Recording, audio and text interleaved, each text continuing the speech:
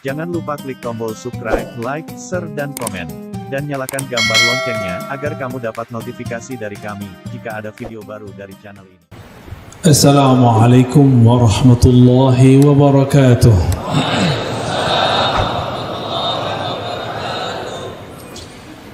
Alhamdulillah, bini'matihi tatimmus salihat.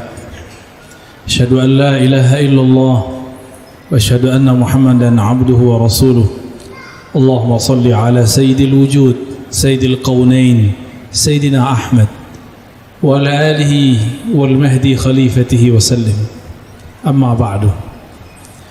Para masyayikh, para habaib, para guru, para hadirin hadirat yang tentu dimuliakan Allah. Tiadalah majlis yang lebih disukai malaikat kecuali dua majlis. Majlis zikrullah, membaca Al-Quran, dan yang kedua majlis ilmu. Dan malam ini kita gabungkan, kita membaca Al-Quran, mendengarkan Al-Quran, dan kita juga insya Allah akan mengkaji isinya. Alhamdulillahi Rabbil Alamin. Tadi waktu salat Isya, Syekh Ali membaca surat Ar-Rahman. Indahnya luar biasa. Ar-Rahman 'allamal Qur'an. Dulu di masa Rasulullah sallallahu alaihi wasallam ada orang nantang Sayyidina Ibnu Mas'ud. Sayyidina Ibnu Mas'ud ini mendengarkan semua lafaz Quran dari lisan Rasulullah sallallahu alaihi wasallam.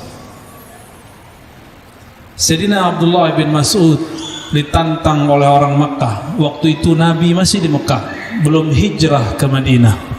Belum. Apa kata mereka? Adakah kamu yang berani baca Al-Quran di Masjidil Haram, di hadapan para berhala, di hadapan al-asnam, para berhala-berhala? Kata Abdullah bin Mas'ud, aku berani. Maka berangkatlah dia ke Masjidil Haram. Sampai di sana dia membaca asyhadu an la ilaha illallah asyhadu anna muhammadar rasulullah a'udzu billahi minasyaitonir rajim bismillahirrahmanirrahim ar-rahman 'allamal Qur'an. Orang-orang kafir yang sedang tawaf kepada berhala langsung berhenti melihat siapa yang berani menyebut Ar-Rahman. Khalaqal insan 'allamahul bayan. Maka semuanya berhenti dan mereka mendekati Abdullah bin Mas'ud. Ketika Abdullah bin Mas'ud meneruskan bacaannya, salah satu mereka mulai menggebuki, pukul, darabahu. Dia pukul. Alhamdulillah, tadi Syekh Ali baca Ar-Rahman tidak ada yang memukul. Alhamdulillah. Coba kalau hidup di zaman Rasulullah, saya yakin kita tidak kuat. Tidak kuat. Tapi di akhir zaman ada ujian yang lebih berat. Bertemu orang yang banyak dustanya. Al-Kazzab, Sayyidul Kazzabin, Dajjal. Itu musuh lebih berat.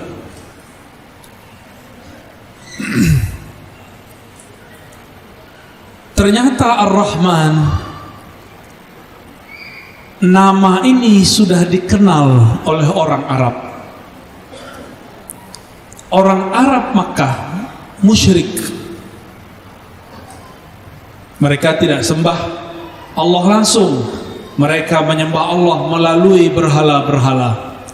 Dan mereka kolektor. Tahu kolektor? Pengumpul, jami'ul asnam.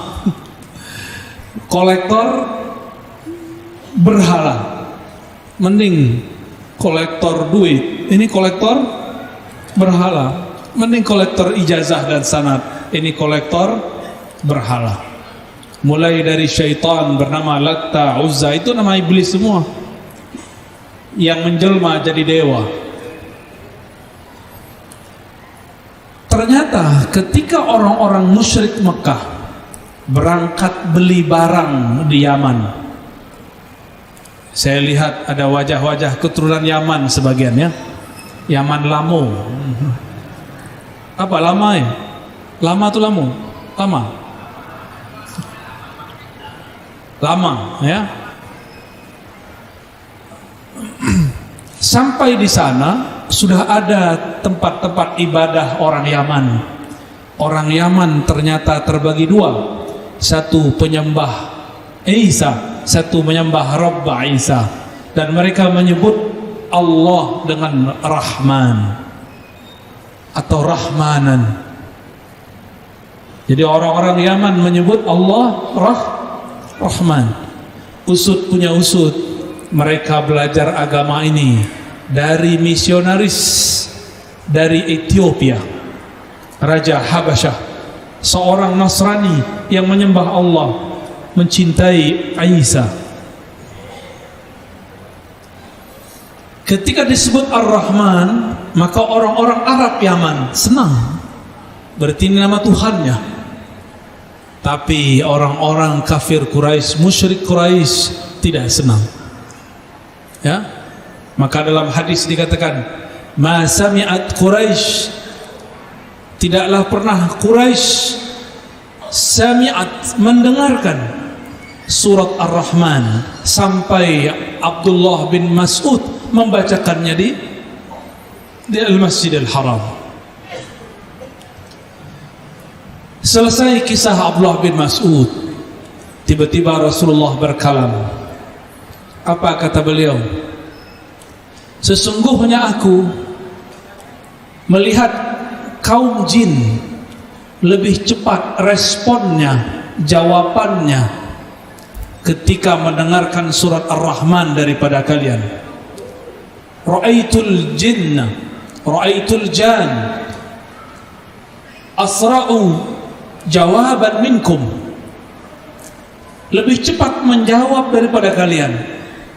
Kalian ketika Allah bertanya, fabi ayyi ala ya rabbikuma tukadziban, diam-diam aja kan?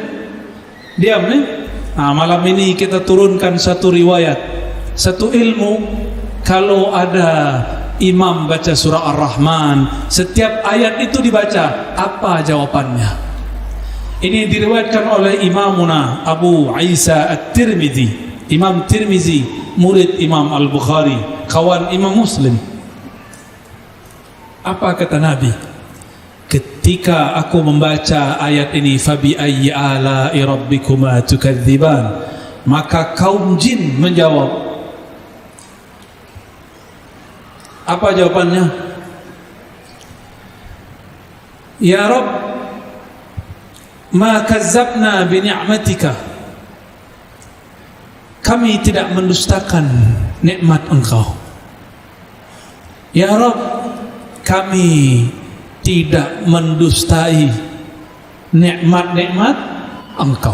Kalau tidak bisa bahasa Arabnya, cukup baca di hati, ya Allah, kami tidak mendustakan nikmat Engkau. Ya, nanti kalau Syekh Ahli datang lagi baca Ar-Rahman, dalam hati baca ya Allah, dalam hati, bukan dilafazkan, la tatalafaz, kecuali pakai bahasa Arab ya. Maka zabna ni'amak, ni'matak, boleh ya, jamak, boleh mufrad. Kami tidak akan mendustakan nikmat-nikmat Engkau. Ar-Rahman, ini nama Allah yang berarti maha kasih sayang kepada semua makhluk.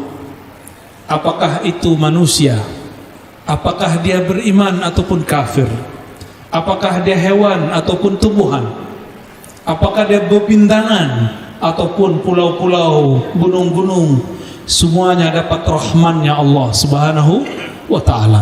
Jadi Rahman, kasih sayang Allah li jami'i khalqih, untuk semua makhluknya. Maka siapa saja yang menyayangi semua makhluk, dialah Abdur Rahman, dialah Tapi sayang sekali banyak orang sekarang beragama baru tahu 1-2 ayat, baru mengerti hadis kullu bid'atin dhalalah, sudah berani membenci guru, sudah berani membenci syekh, sudah berani membid'ahkan tuan-tuan syekh yang mereka sudah bertahun-tahun mengabdikan melayani umat. Sungguh sayang, sangat disayang. Kita pun kasihan dengan orang seperti itu. Kita tidak pernah benci. Jika antum menyaksikan saya mengkritisi satu kelompok, saksikan, saya tidak membenci mereka. Saya sayang kepada mereka. Kadang sayang itu bentuknya lembut. Kadang kalau kita melihat anak kita salah, kalau kita sayang marahi dia. Tidak semua sayang itu dalam bentuk kelembutan. Rahman yang di situ ada kelembutan disebut dengan jamal. Apa arti jamal? Keindahan dalam kelembutan. Kalau Allah Ta'ala Rahman, dengan ketegasannya, kegagahannya disebut jalal. Rahmatuhu bihaibatih, rahmatnya dengan mengizharkan, menampakkan haibahnya, kehebatannya, kemurkaannya, karena dia sayang kepada kita. Maka kenalilah Ar-Rahman. Siapa yang hatinya sudah terisi nama Rahman, pasti dia sayang semua makhluk. Tapi hafiz Quran, bisa baca Quran, bencinya setengah mati kepada sesama orang Islam cuma karena beda faham, maka di kolbumu belum ada Rahman. Itulah yang dimaksud Rasulullah, la yujawiz, imannya tidak tembus, imannya tidak tembus. Dia baca Rahman, dia baca Rahim, tapi dia tidak pernah menyayangi makhluk Allah. Malulah kepada Allah. Allah memulai setiap suratnya dengan Bismillahirrahmanirrahim. Tidak ada satu surat pun kecuali ada Rahman dan Rahim. Hatta surat Taubah Allah masih sisipkan di ujung 2 ayat terakhir, wabil mu'minina raufur rahim. Bedanya, jika semua surat itu langsung Allah yang Rahman dan Rahim, sedangkan di At-Taubah Allah merahmati melalui kekasihnya Rasulullah sallallahu alaihi wasallam. Wabil mu'minin, yakni Sayyidina Nabi sallallahu alaihi wasallam, raufur rahim. Inilah basmalah surat Taubah. Jadi ayat laqad ja'akum adalah basmalahnya surat Taubah. Oleh karena itu, guru kami dulu mengijazahkan, jika engkau mau umur panjang dan tahu kapan wafatmu, lazimkanlah baca laqad ja'akum 7 kali ba'da salat. Ya, mau amalkan? Ya, i'malu bih 7 marrat ba'da salah. Ya, laqad ja'akum rasulun min anfusikum azizun 'alaihi ma 'anittum harisun 'alaikum bil mu'minina raufur rahim fa in tawallaw faqul hasbiyallahu la ilaha illa hu 'alaihi tawakkaltu wa huwa rabbul 'arsyil 'azim. Orang yang baca ayat ini tiada masalah sampai kepadanya kecuali masalah itu kecil. Karena Rabbnya azim, Rabbul 'arsyil, jangankan memikul masalahmu, aras yang azim pun Allah pikul. Maka orang yang mengamalkan 2 ayat ini, Allah bahagiakan hari-harinya, Allah murahkan segala urusannya. Allah tidak ridha jika hambanya susah lalu lupa kepadanya. Ciri-ciri Allah cinta seorang hamba, Allah berikan kepadanya kesenangan supaya dia tidak lupa karena kesusahan. Ciri-ciri Allah sayang kepada hamba, Allah berikan kepadanya kesusahan karena khawatir sehamba lupa karena kesenangan. Maka jangan berburuk sangka kalau terjadi pandemi corona.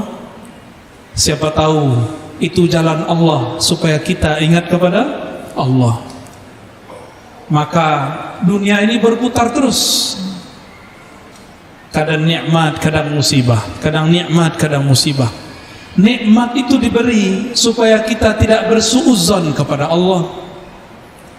Tapi orang selalu diberi nikmat, maka dia akan lupa diri kepada Allah, ghaflah. Maka Allah karena sayang kepadanya, dipindahkan rodanya ke bawah. Susahlah hidupnya sebentar, dia ingat lagi kepada Allah. Begitulah terus. May yuridillahu bihi khairan yusib minhu. Hadis sahih Bukhari, hadisun sahih. Siapa yang Allah kehendaki kebaikan baginya, khairan itu lebih dari sekadar baik. Khairan yani akhyaruf, ahsanuh. Khairan itu yang lebih baik dari yang terbaik. Khairan itu sesuatu yang Allah pilihkan, bukan si hamba yang memilih, Allah lah yang memilihkan. Siapa yang Allah kehendaki kebaikan yang lebih baik baginya, maka dia uji, yusib minhu, maka dia sapa dia. Dan musibah ada dua, ada bisyar, ada bil khair. Kif madza yaqulu rabbuna wa nabluukum bisyarri wal khairi. Masya Allah, kami uji kamu. Bala, bala bahasa Arab artinya uji, diombang-ambing, diaduk-aduk, perasaannya diaduk-aduk. Lawannya bukan musuh yang di luar sana, lawannya dirinya sendiri. Tersinggungkah dengan kawannya? Tersinggungkah dengan orang beda faham dengannya? Jika itu terjadi, maka dia diuji.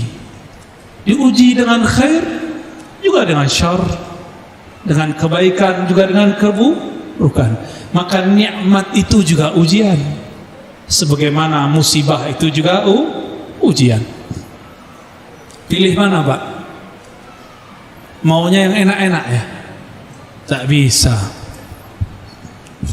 Saya mau tanya, Bapak Ibu, sayang anak gak?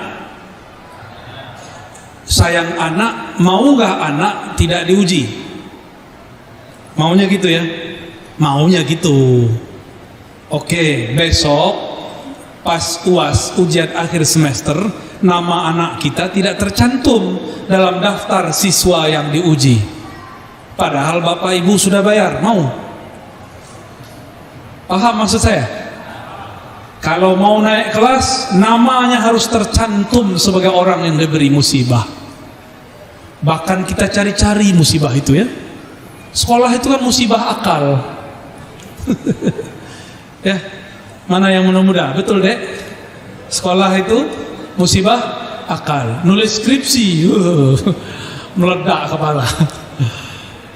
Alhamdulillah, saya diizinkan Allah nulis tesis untuk magister, nulis disertasi untuk S3. Hampir-hampir meledak juga. Justru saya daftar Pak, minta diuji. Waktu kami S3, zaman-zaman kami dulu S2, ujian satu buku itu 7 kali. Waktu S3 sudah dikurangi jadi 5 kali. Kalau nama tidak muncul di daftar ujian, kita datang marah-marahi petugas. Nama saya kok nggak masuk? Kenapa manusia menuntut diuji untuk masalah akalnya? Karena dia tahu ujungnya dapat gelar doktor, LC, MA, sarjana alam gaib, SAG, SH, sarjana haul. Apa lagi? SM, sarjana mengaji Yasin. Apa lagi? Ada sarjana lain? Sarjana SR, sarjana rotib, sarjana manakib. Wah, lengkap sudah. Ini kampung, ini kota, kota Sambas, benar? Apa arti Sambas?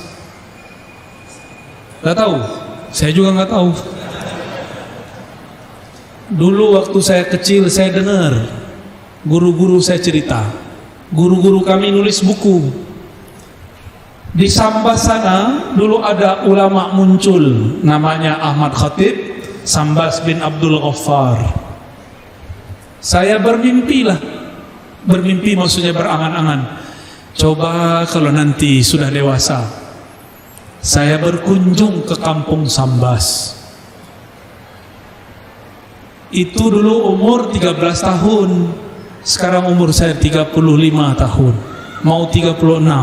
Alhamdulillah Allah wujudkan. Alhamdulillah tadi siang kita ziarah kepada ayahanda Syekh Ahmad Khatib Sambas, Syekh Abdul Ghaffar Qaddasallahu sirrah. Kami di Pulau Jawa, di Pulau Sumatera itu punya tarekat namanya Qadiriyah wan Naqsyabandiyah. Itu asalnya yang bawa orang sini, Syekh Ahmad Khatib Sambas. Masih ada orang Sambas beramal begitu? Benar. Kok wajahnya kurang bercahaya? Insya Allah masih bercahaya. Kadang-kadang ulama itu seperti mercusuar, kata orang. Terang di jauh sana, tapi di bawahnya tidak terang. Maka saya pun berniat pulang kampung tahun ini, ke kampung saya, minimal Ramadan. Ingin membersamai ayahanda dan mengisi surau walaupun cuma 10 hari. Beriktikaf, bersuluk di surau, mengamalkan zikir-zikir yang dulu kita amalkan, yang diijazahkan masyayikh-masyayikh. Semoga di sini nanti ada lagi ya. Amin ya rabbal alamin. Syekh Ahmad Khatib Sambas pergi ke Makkah. Sampai di Makkah diremehkan banyak orang. Maklum muka-muka Melayu, hidung mancung ke belakang. Ya kayak kita ini kan mancung ke belakang.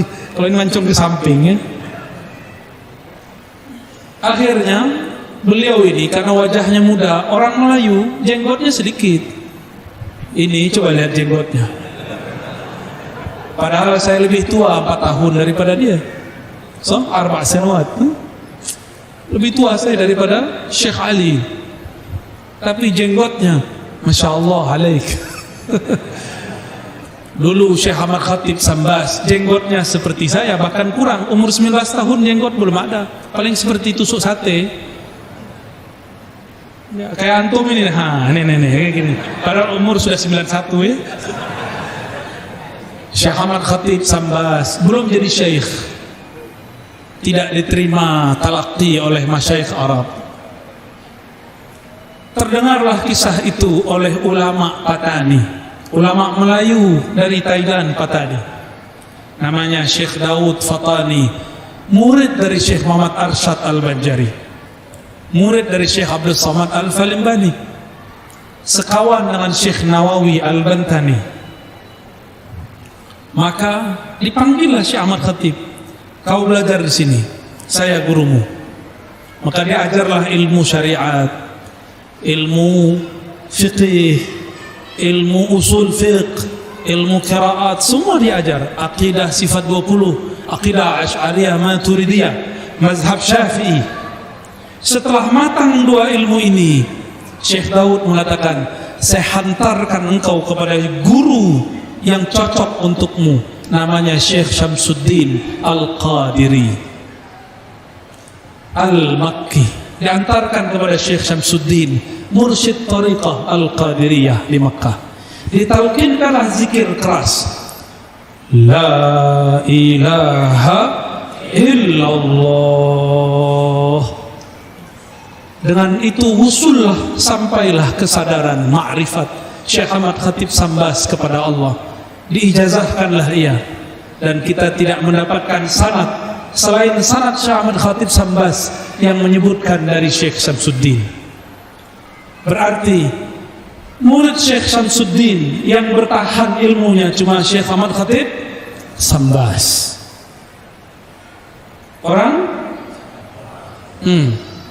Tapi orang Sambas meremehkan zikir ini.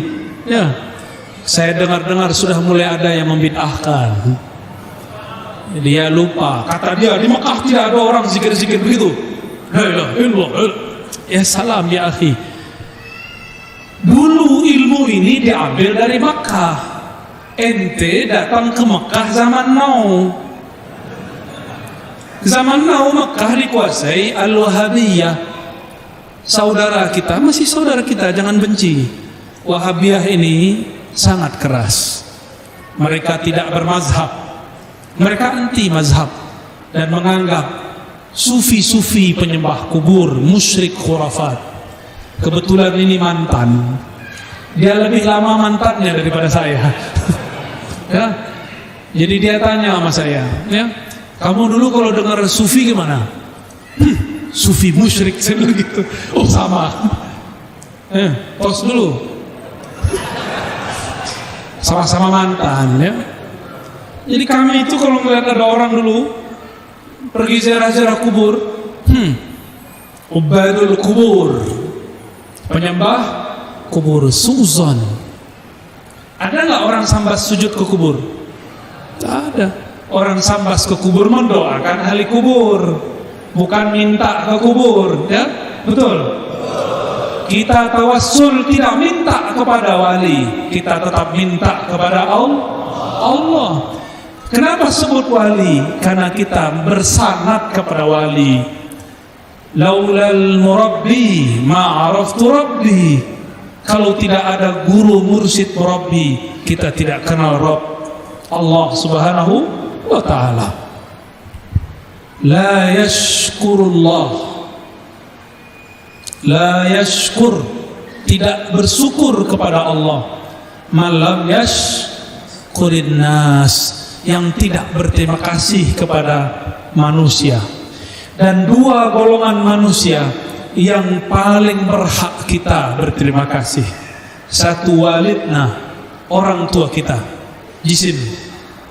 Yang kedua, murabbi ruhina, guru kita.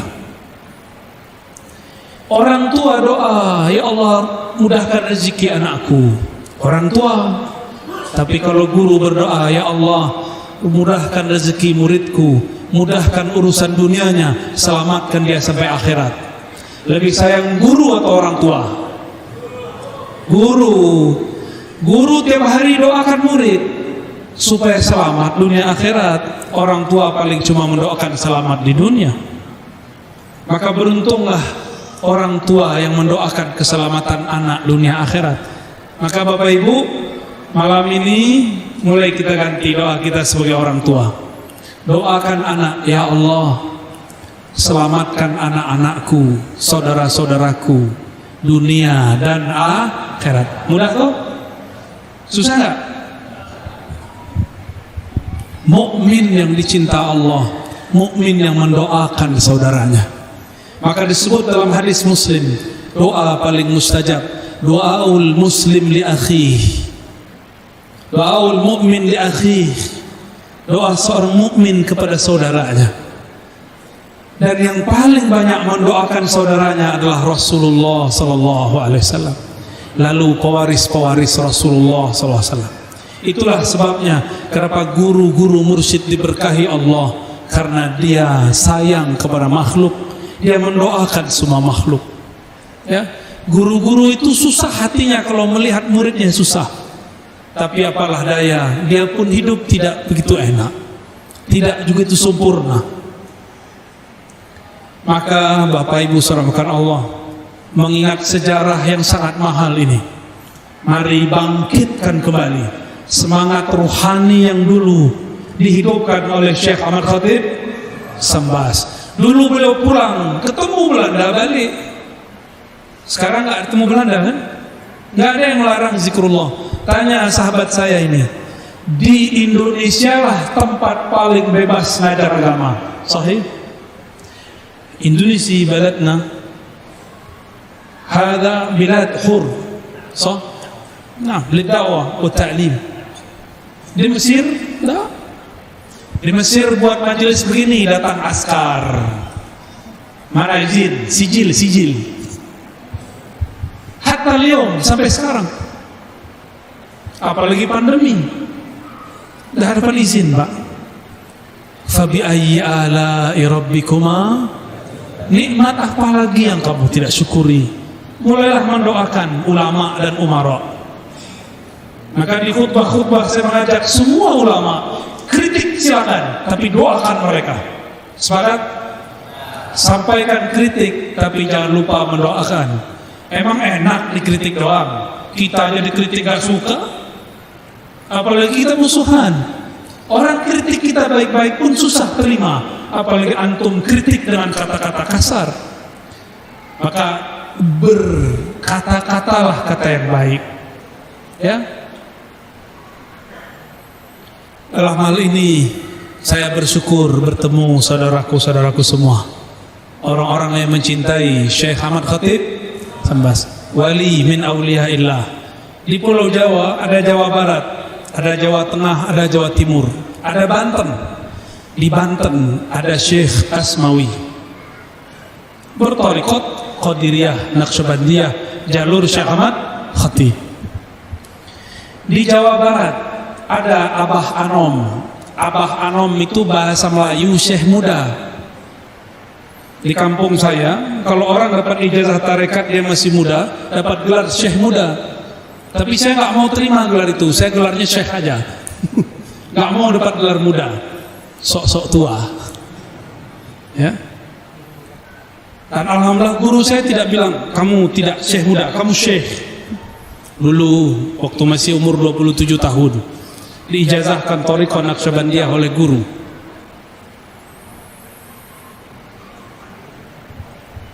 Abah Anom mengajar murid-murid dia di kampung kecil namanya Suryalaya.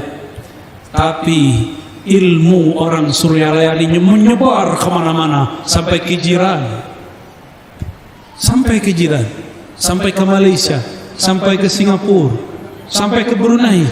Orang berzikir dengan zikir Syekh Ahmad Khatib Sambas melalui Abah Anom. Di Jawa Tengah banyak lagi. Saya dapat juga ijazah dari Syekh masih hidup ya, Kiai Haji Ahmad Halwani. Beliau dari jalur kakeknya Zarkashi, bersambung nanti kepada Syekh Ahmad Khatib Al-Sambasi. Di daerah Jawa Timur ada namanya Syekh Ishaq, Syekh Utsman Al-Ishaqi Kedinding, dilanjutkan oleh anaknya Syekh Asrari Al-Ishaqi. Semuanya berthariqat Qadiriyah An-Naqsyabandiyah yang dulu diajarkan di Mekah dan disambas sementara oleh Syekh Ahmad Khatib As-Sambasi. Kita perlu berbangga, tapi jangan terlena. Saya ini orang Sambas, ya ente orang Sambas tahu nih. Ya sama enggak dengan Syekh Ahmad Khatib? Ya kalau enggak sama janganlah bangga-bangga dulu. Ya. Baik. Sudah ada ilham dari thariqah Al-Smartphoniyah, thariqah baru bid'ah. Kira-kira itu pengantar kajian kita malam ini, mengantarkan surat Ar-Rahman dan mengenang hamba-hamba Allah Ibadur Rahman yang bernama Syekh Ahmad Khatib Sambas. Semoga yang hadir diberkahi Allah, amin rabbal alamin.